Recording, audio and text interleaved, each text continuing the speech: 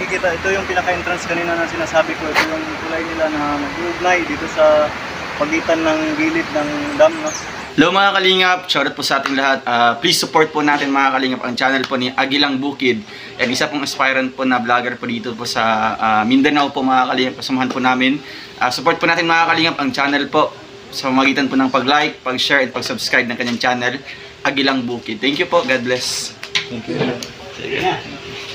Good morning mga Kagilang Bukid, at nandito po tayo ngayon sa isa sa pinakamataas na water slide dito sa Davao Resort. At kung makikita nyo naman yung view natin, medyo tahimik po siya ngayon kasi nga walang mga tao dito. Sabi ng mga nagbabantay dito, kadalasan na matao dito ay araw ng linggo saka Sabado, pero mas marami daw kapag kalinggo. Pero kapag gusto nyo masolo nyo itong lugar ay pwede nyo puntahan ng mga ganitong araw, no, na pagka weekdays. Pero pagka weekend kasi maraming mga tao. Ayan, makikita nyo naman, pwede nyo masolo yung kagandahan ng ng kapaligiran dito, no? Ang ganda ng view, at pwede kayo maligo dyan kahit saan, kahit saan gusto. Pwede po kayong mag-slide dyan kapag kaya ng kaya ng puso. At saka free naman nato dito, walang bayad. Pero may nagbabantay dito, pwede kayong bumili ng kanilang mga paninda, mga pizzeria, ganyan, dyan sa taas. Ayan, dyan po sila sa taas. Sila tayo dyan mamaya, dyan tayo dadaan kapag pauwi na tayo.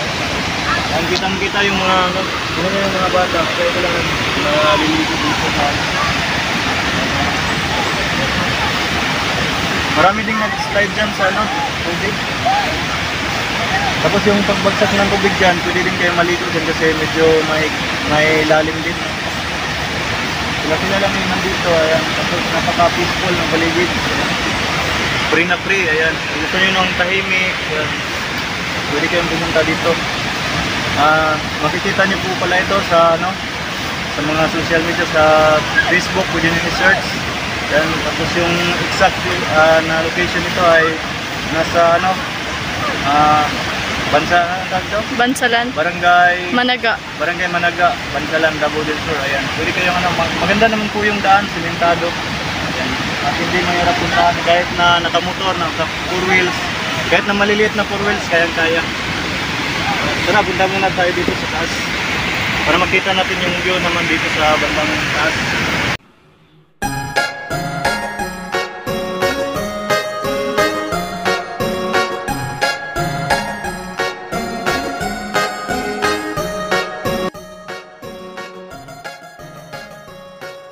Ito po yung makikita nyo dito sa taas. Ayan. Makikita nyo may mga misa. Pwede po kayo magrenta, pwede po kayong gumamit ng pagka nandito kayo, no? Naglilinis po sila kuya. At palala po namin pala sa mga pupunta dito, kung maaari ay huwag tayong magtira ng kahit anong basura natin, no? At yun kasi para maalagaan din natin yung kalikasan. Pwede kayong bibili dito ng mga pizzeria, mga soft drinks, meron. Yung mga tent, yung mga pwede niyong i-atila, pwede niyong gamitin pagkaan. At pagka pupunta kayo dito, mas marami pala yung tao pagka linggo. Ayan po. At yung daanan papunta sa maganda din pagka kasi marami siyang steps. Pwede kang parang exercise ka rin. hiking. Ayan, kita mo rin. Pwede nyo ito. Yan po guys. Pwede kayo mag-slide dyan. Yun, dyan tayo duman kanina. Yung tulay na yan sa taas. At may parking space naman po banda dito sa kaliwa. Yan. Yan po.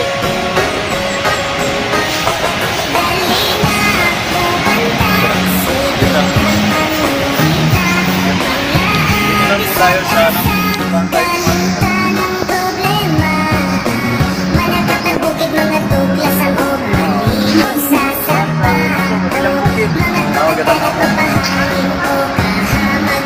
Ito yung maganda dito. Ang ihaw-ihaw, ganyan.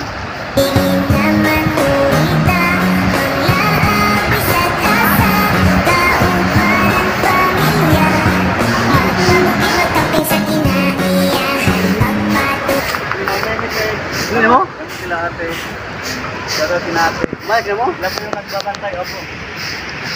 Sila po yung nagbabantay dito. Yun nga po, paalala natin sa mga ano, ulit-ulitin ko, paalala natin sa mga pupunta dito kung hanggat maaari, huwag po tayong magtira at mag-iwan ng kahit anong basura po. Yan.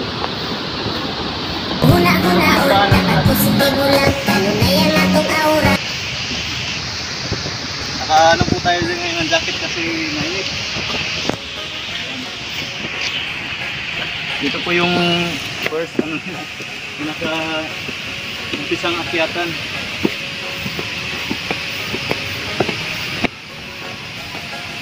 Gandun sa taas.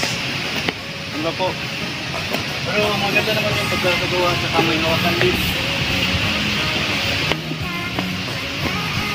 Hindi kayo mag-picture-picture dito, pwede sa mga birthdays, kaya yun yung masulo.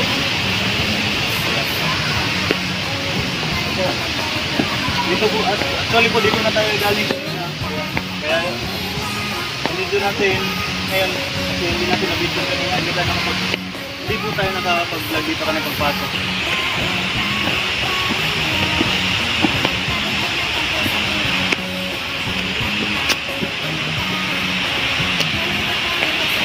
Yung bawat kanto nga pala nito ay parang no, nagsisilbing bilik ay nakikita ito yung baba. Huli kayong ano dito, magmuli-muli.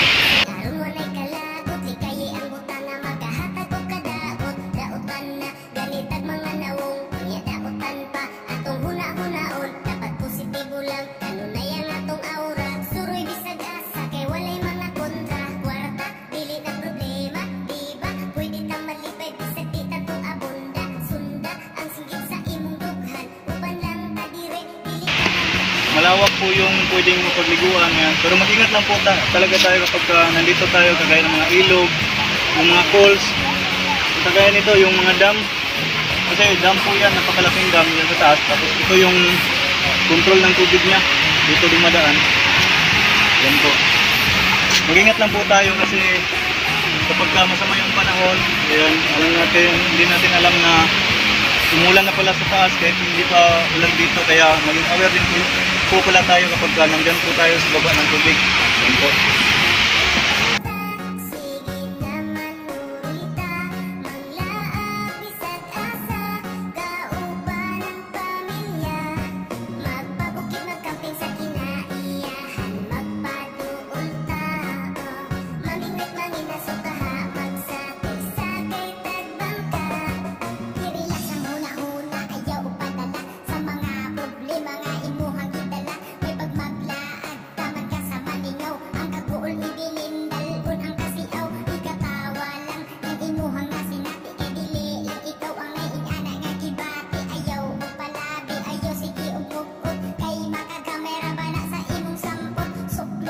Medyo matao na siya pero hindi kagaya pagka linggo daw. Linggo daw kasi yung pinakamarami yung population pinakamarami yung tao dito. Yan, nahingal ugat tayo dun sa ano, akyatan. Kita niyo na yung pababa oh. Ilang steps yan. Tapos paliko-liko. Ayan. Para kayong nag-hiking nito. Ayan po. Estimate ko lang siguro nasa 100. Kaya ba 100 no? 100 or more than 100 Steps. 100 steps. Dito po tayo ngayon sa parking space. Parking area pala. Pwede kayo mag-picture-picture. Pagka ganito walang tao. At dyan po tayo dumaan kanina. Yan yung pinaka-entrance nila, yung tulay. Ayan. Makikita nyo, wala pang tao ngayon. Ayan, walang sasakyan. Ano yan? Tayo lang po. Ayan, dalawang motor lang yung nandito. Tapos kasi araw ng ano ngayon, Miyerkules, kaya medyo ano yung tao, kunti lang. At dito naman po tayo banda para makita natin yung kung ano yung view dito kapag nandito kayo. Tapos titingnan nyo yung sa baba. Ayan, para naman natin dito. Maganda yung ano nila, may mga tanim-tanim na bulaklak sa gilid. Tapos may grills lahat. Yan. Iwas disgrasya. Iwas ano sa mga kagaya ng mga bata, maliliit na bata.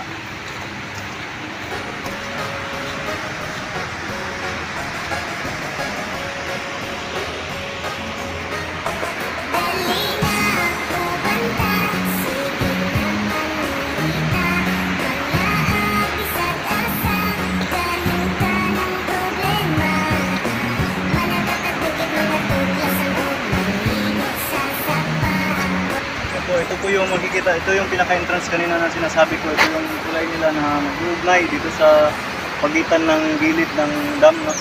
Para makadaan yung tubig. At kung dito tayo sa taas, ito yung makikita natin. Ganyan po siya kaganda.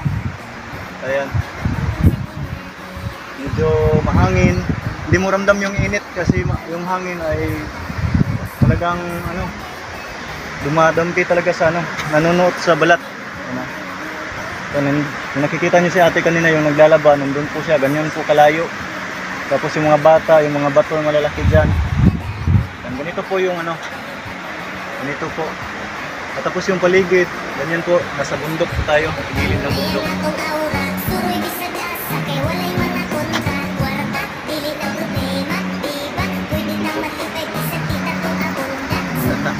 At yun na po pala mga Kagilang Bukid, at hanggang dito na lang po muna siguro yung vlog natin ito, at sana susubaybayan nyo kami sa susunod pa namin mga video, mga vlogs, live, at saka huwag kalimutan pa-like, share, and subscribe naman po. At kung nagustuhan nyo o hindi nyo nagustuhan yung video namin, at pwede naman kayo mag-comment, open kayo sa comment section natin, pwede tayo mag-usap doon, pwede kayong mag-suggest na kung ano pa yung magaganda at saan pa kami pwede pumunta. Kung nagustuhan or hindi yung ganyan na party, pwede open kayo, mag-open ng nyo, yung mga hinaing at salubin. At hanggang dito lang po muna, at Agilang Bukid po, peace out.